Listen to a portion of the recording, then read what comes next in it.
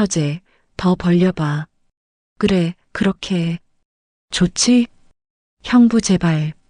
오늘은 멈추지 말아요. 숨이 목에 걸려 나는 신음을 삼켰습니다. 이 순간만큼은 내가 누군지도 잊었습니다. 안녕하세요. 저는 53, 이은진입니다. 남편을 떠나보내고 나는 언니의 전 남편과 누구에게도 말 못할 밤을 함께 했습니다. 죄라고 해도 좋습니다. 그 순간만큼은 살아있고 싶었습니다. 이 이야기가 궁금하다면 좋아요와 구독, 알림 설정 꼭 해주세요. 생각은 댓글로 알려주세요. 이 밤은 사실 남편의 장례식장에서 이미 시작됐던 것 같습니다. 작년 겨울 남편 도진은 교통사고로 갑자기 떠났습니다. 결혼 25년 한 번도 혼자였던 적 없는 내게 사별은 죽음보다 차가웠습니다. 장례식장엔 사람들이 가득했지만 내 귀엔 아무 소리도 들리지 않았습니다. 그 틈에 서 있던 한 남자만이 유독 눈에 들어왔습니다. 언니의 전 남편 태석.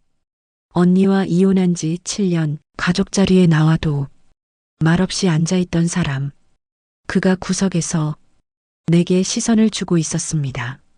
눈길이 마주치자 그는 다가와 내 옆에 섰습니다. 처제, 밥은 좀 먹었어? 나는 대답 대신 고개만 끄덕였습니다. 장례가 끝나고 사람들이 떠난 밤 영정사진 앞에 혼자 주저앉아 있던 내 옆으로 그가 조용히 다가왔습니다. 처제, 혼자 있지 마. 사람은 혼자 못 버텨. 그 말이 이상하게 마음을 파고들었습니다. 빈집에 돌아오자 남편의 코트는 여전히 소파에 걸려 있었고 식탁 위엔 마시다 남긴 커피잔이 그대로였습니다.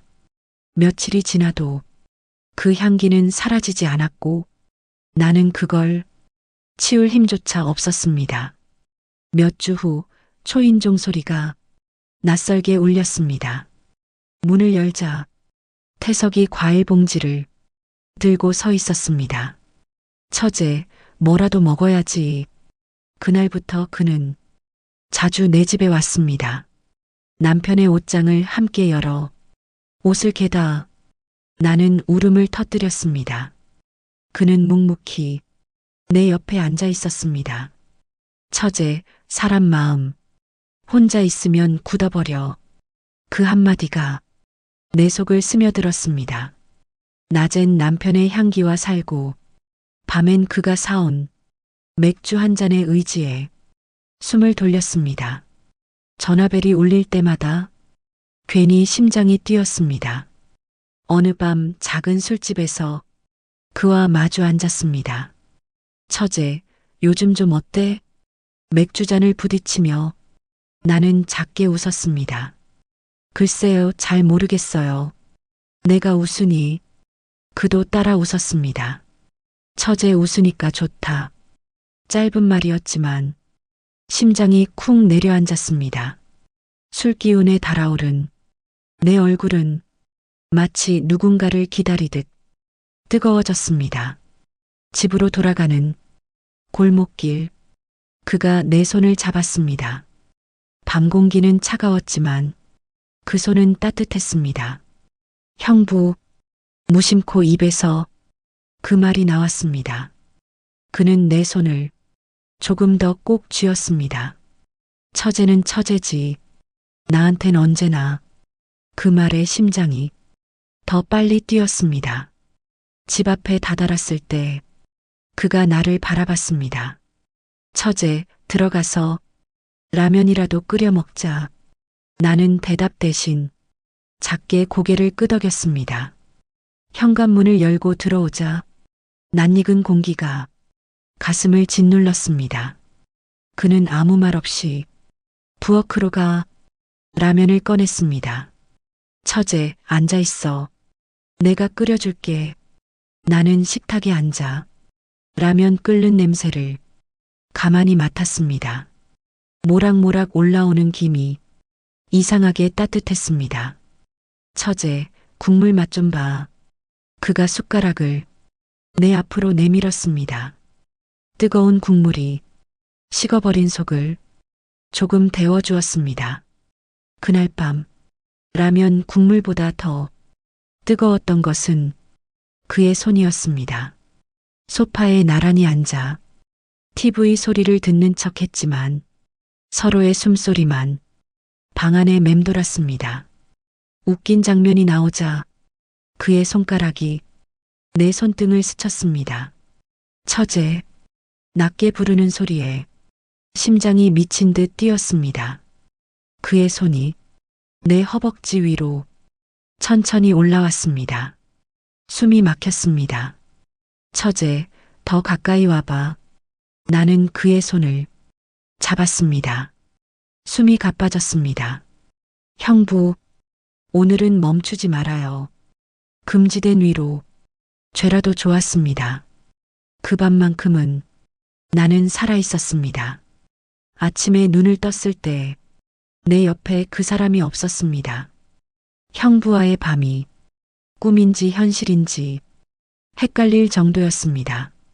소파 옆 테이블 위엔 그가 마시다 남긴 캔맥주 하나만 덩그러니 놓여 있었습니다. 내가 무슨 짓을 한 거지?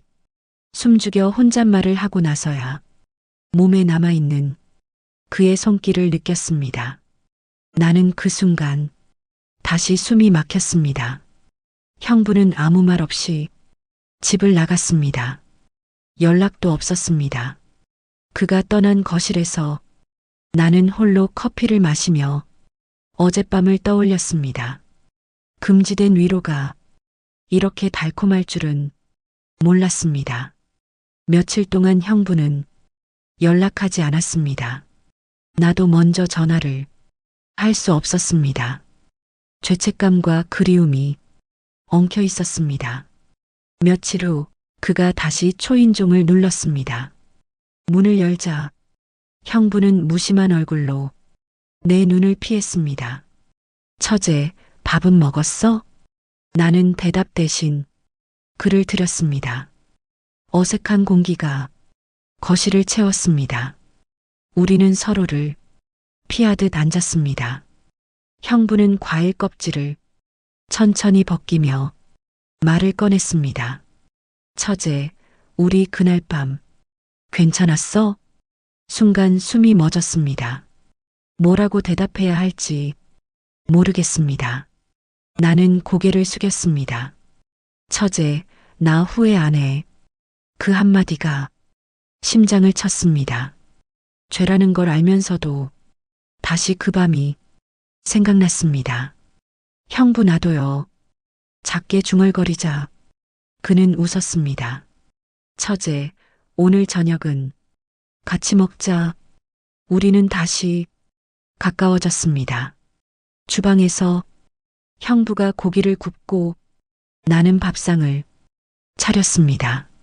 서로에게 가족인 듯, 가족이 아닌 듯 묘한 공기가 밥상 위에 흘렀습니다. 처제, 이렇게 같이 있으니까 괜찮지? 나는 고개를 끄덕였습니다. 식탁에 앉아 그의 접시에 반찬을 덜어주면서 문득 남편이 떠올랐습니다. 죄책감이 가슴을 찔렀습니다. 하지만 그 순간 그가 내 손을 덥석 잡았습니다. 처제, 미안해. 나도 이렇게 될 줄 몰랐어. 나는 아무 말도 하지 못했습니다. 그저 그 손을 놓지 않았습니다. 저녁이 끝나고 형부는 설거지를 도와주었습니다. 주방에 함께 서서 그의 팔과 내 팔이 스쳤습니다. 닿을 때마다 심장이 쿵 내려앉았습니다. 형부는 내 머리카락에 물방울이 묻었다며 손끝으로 닦아주었습니다. 그 순간 숨이 멎었습니다. 또다시 내 몸이 그의 체온을 기억해버렸습니다. 우리는 아무 말 없이 거실로 향했습니다. TV는 켜놨지만 서로의 얼굴만 보고 있었습니다. 처제의 나 너무 보고 싶었어. 그의 목소리가 낮고 무겁게 가슴을 때렸습니다. 형부, 그 말만 하고 나는 숨이 막혔습니다. 그는 조용히 내 손을 끌어 소파에 앉혔습니다. 조명이 희미한 거실, 서로의 숨결이 점점 가까워졌습니다. 처제, 후회하지 마. 그의 숨소리가 귓가를 때렸습니다. 나는 눈을 감았습니다. 다시 그의 입술이 내 목선을 훑었습니다. 숨이 막히는 동시에 살아있다는 걸 느꼈습니다. 그날 밤 우리는 말없이 서로를 파고들었습니다. 내 안에서 그가 더 깊이 들어올수록 슬픔은 사라지고 살아있는 실감이 피부를 찔렀습니다. 얼마나 시간이 흘렀는지 모르겠습니다. 형부의 품에서 나는 천천히 눈을 감았습니다. 그 밤이 지나면 끝날 줄 알았습니다. 하지만 아니었습니다. 나는 더 그를 원하게 됐습니다. 그 역시 나를 멈출 수 없었습니다. 우리의 외로움은 서로를 통해 점점 커졌습니다. 그날 이후 형부는 자주 내 집에 머물렀습니다. 낮에는 유품을 정리하고 밤에는 서로의 몸에 얼굴을 묻었습니다. 죄라는 생각은 점점 희미해졌습니다. 형부의 손이 내 머리칼을 쓰다듬을 때 나는 더 이상 외롭지 않았습니다.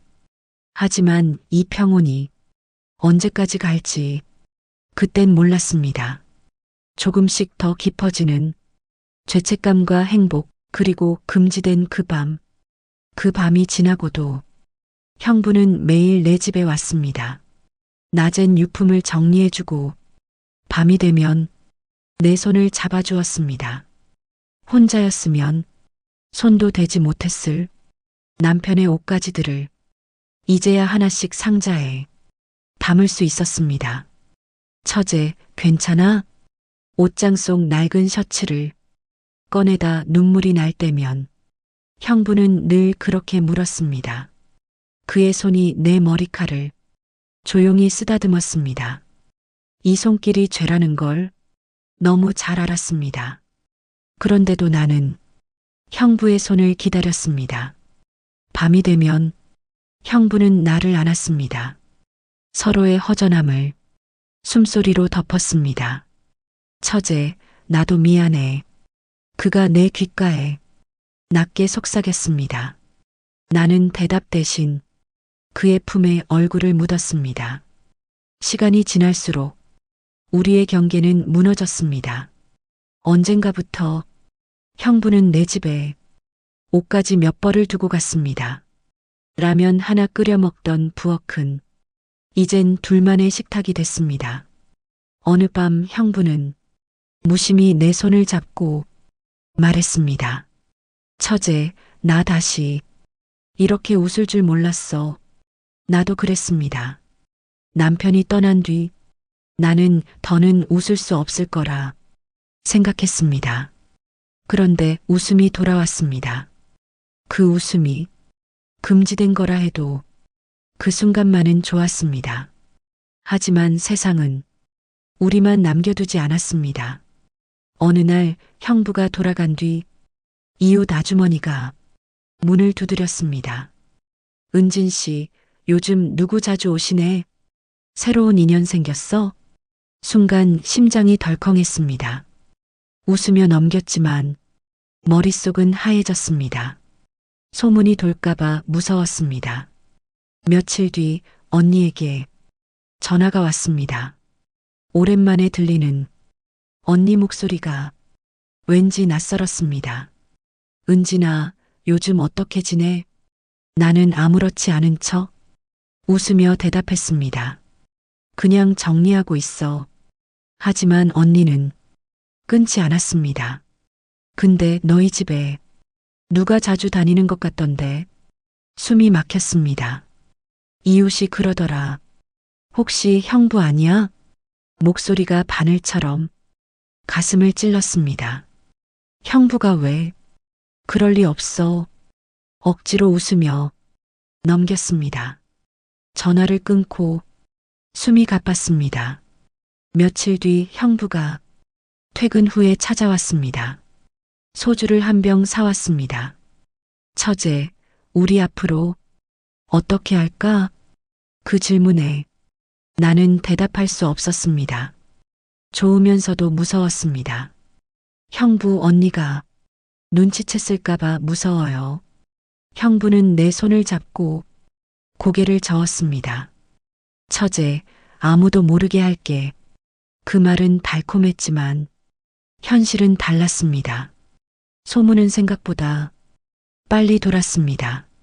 동네 슈퍼에 갔다가 낯선 시선을 느꼈습니다.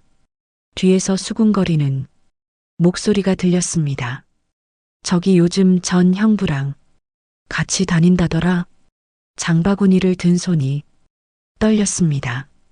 집에 돌아와 형부에게 전화를 걸었습니다. 형부, 이제 어떡해요? 형부는 잠시 숨을 고르고 말했습니다. 처제, 나 믿어. 내가 어떻게든 할게. 하지만 나도 그도 잘 알고 있었습니다. 언니 귀에 들어가는 건 시간 문제라는 걸. 며칠 뒤 결국 언니에게서 연락이 왔습니다. 은진아, 나 내일 너네 집에 갈게. 숨이 막혔습니다. 그날 밤 형부는 내 손을 꼭 잡았습니다. 처제, 무서워하지 마. 그 말이 더 무섭게 느껴졌습니다. 다음 날 언니가 문 앞에 서 있었습니다.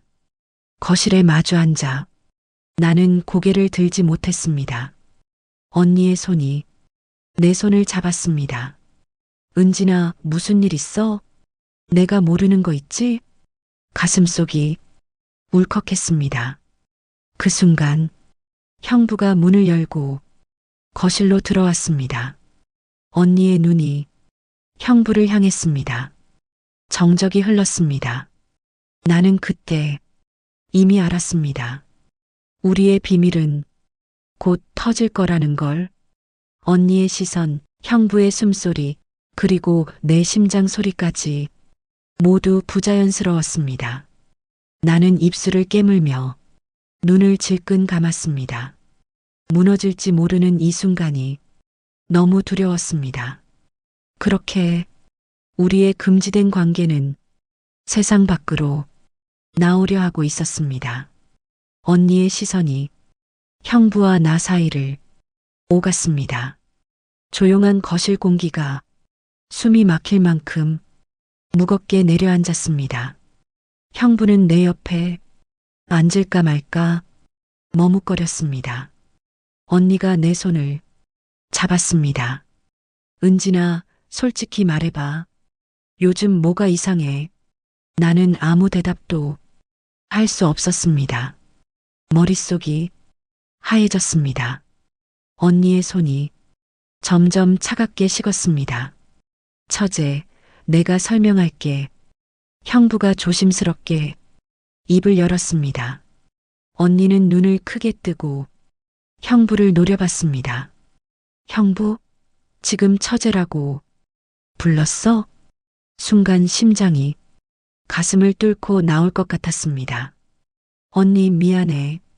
목소리가 너무 작게 나왔습니다. 언니의 눈동자가 흔들렸습니다. 설마 했는데 너네 정말이야? 형부는 고개를 떨군 채 아무 말도 못했습니다. 언니는 떨리는 손으로 물을 한 모금 마시더니 내게 등을 돌렸습니다. 은진아, 어떻게 내가 이럴 수 있어. 내 입에선 변명조차 나오지 않았습니다.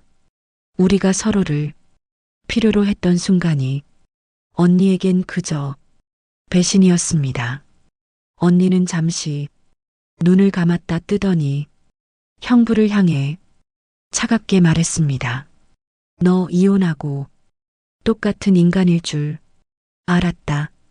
형부는 무겁게 숨을 내쉬었습니다. 미영아, 미안하다. 처제가 아니, 은진이가 너무 힘들어 보여서 그 말이 오히려 언니의 화를 더 자극했습니다. 그래서 위로해줬어? 그렇게 침대에서 언니의 목소리가 거실에 쩌렁 울렸습니다. 나는 고개를 떨구고 눈물을 삼켰습니다. 언니 미안해. 정말 미안해. 언니는 내 쪽을 한 번 더 돌아봤습니다. 차가운 눈빛이 내 눈을 똑바로 꿰뚫었습니다. 너 나한테 어떤 동생이었는데 그 말에 내 심장이 서늘하게 식었습니다. 언니는 더 이상 내 말을 듣지 않았습니다. 형부를 향해 독하게 내뱉었습니다. 형부, 너 다시는 우리 가족 아닌 거 알아. 그리고 나에게는 마지막 말을 아프게 박았습니다. 너도 이제 내 동생 아니다. 문이 닫히는 소리가 온 집안에 메아리 쳤습니다. 나는 무너진 듯 주저앉았습니다. 형부는 내 곁에 앉아 등을 쓸어줬지만 그 손길마저 죄처럼 느껴졌습니다. 처제, 울지 마. 그 말이 이상하게 차갑게 들렸습니다. 언니의 말이 귓가에 맴돌았습니다. 내가 정말 언니에게서 동생이 아닐까? 아무것도 못하는 내가 너무 싫었습니다. 며칠 후 동네 슈퍼에 나갔을 때였습니다. 낯선 이웃들이 수군거렸습니다. 형부랑 붙어 다닌다더라. 미쳤다더라. 귓가를 찌르는 낮은 목소리에 숨이 막혔습니다. 장바구니를 들고 집에 돌아와 형부에게 전화를 걸었습니다. 형부, 다 들켰어요. 소문도 돌고 있어요. 형부는 한참 숨을 고르고 말했습니다. 처제, 나도 어떻게 해야 할지 모르겠다. 그 목소리에 괜히 서글픈 웃음이 나왔습니다.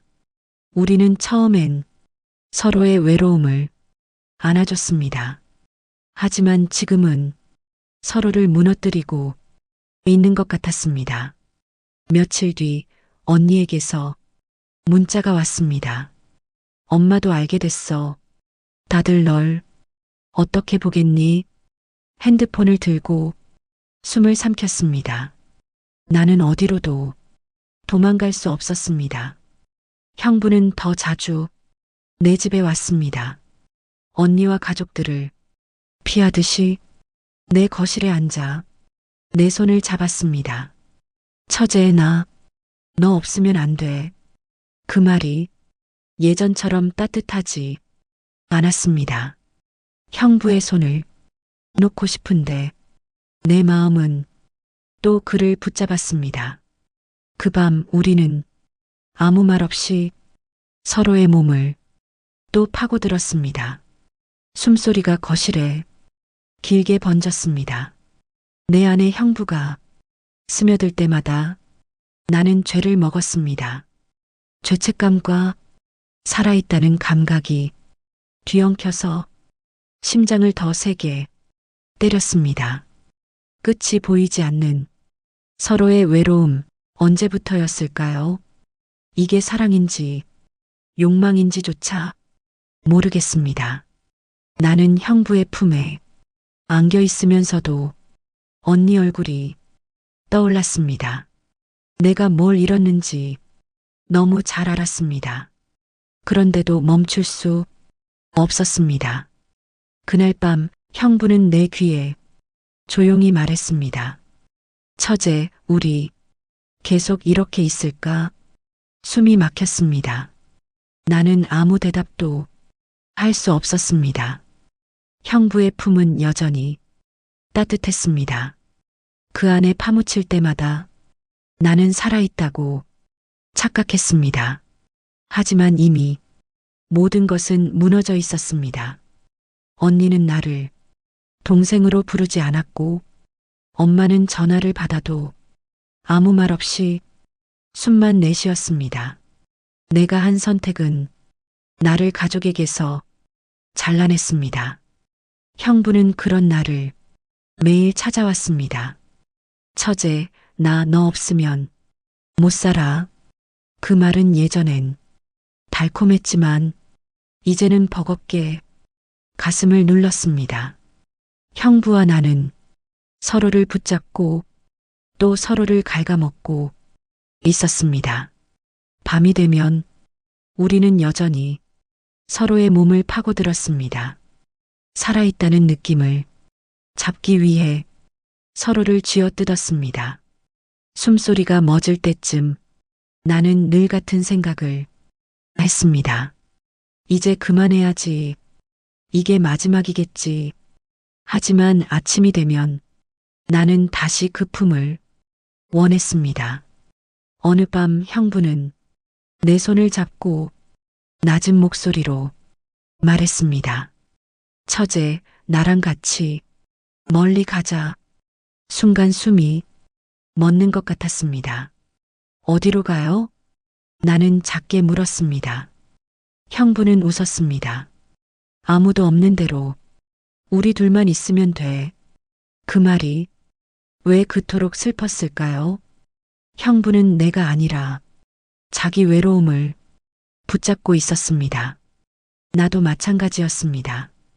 우린 서로에게 사랑이 아니라 구멍난 마음이 반창고였습니다. 며칠 후 나는 형부에게 말했습니다. 형부, 나 이사 가려고 해요. 형부의 얼굴이 굳었습니다. 처제, 농담하지 마. 진심이에요. 나는 고개를 들었습니다. 나 이제 더는 못하겠어요. 그의 손이 내 손을 꽉 잡았습니다. 처제, 나 어떡해. 그 말이 더 이상 안쓰럽지 않았습니다. 나는 손을 살며시 뿌리쳤습니다. 며칠 뒤 짐을 쌌습니다. 낡은 앨범과 남편의 마지막 셔츠만 작은 상자에 넣었습니다. 남편과 살던 집을 떠나는 날, 형부는 문 앞에 서 있었습니다. 처제, 가지마. 그가 울먹였습니다. 나는 웃었습니다. 형부, 우리 둘 다 벗어나요. 그는 내 손목을 붙잡았습니다. 처제, 나 아직도 너 좋아해. 그 고백이 너무 늦었습니다. 형부, 나도 좋았어요. 하지만 이제는 나도 살고 싶어요. 그 말을 남기고 나는 뒤돌아 나왔습니다. 낯선 동네, 낡은 원룸에서 나는 다시 혼자가 됐습니다. 남편 없이, 형부 없이, 가족도 없이 처음 며칠은 손이 떨렸습니다. 형부에게서 오는 수십 통의 전화를 받지 않았습니다. 가끔 골목을 걷다 그의 그림자를 본 것 같아 심장이 쿵 내려앉았습니다. 하지만 어느 날 문득 알았습니다. 나는 이제 스스로 숨을 쉴 수 있었습니다. 혼자 먹는 밥도 쓸쓸하지 않았습니다. 언니에게서 문자가 왔습니다. 잘 살아라. 짧은 메시지였지만 나는 눈물을 삼켰습니다. 나는 이제 누구의 처제도 아닙니다. 누구의 아내도 아닙니다.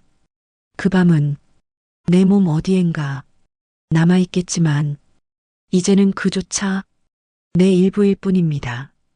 밤이 오면 나는 아직도 가끔 형부의 손길을 떠올립니다. 그 따뜻함도 숨막히던 순간도 모두 나였으니까요. 이제 나는 다른 누구에게 기대지 않고 나를 안아줍니다. 죄였지만 그래서 더 살아있었습니다. 내 이야기는 여기까지입니다. 끝까지 들어주셔서 정말 고맙습니다. 혹시 제 이야기가 조금이라도 마음에 남았다면 좋아요와 구독, 그리고 여러분 생각을 댓글로 남겨주세요. 여러분의 비밀도 언젠가 들려주세요. 그리고 살아있으세요. 누구에게 기대지 않고 스스로 숨 쉴 수 있기를 진심으로 바랍니다.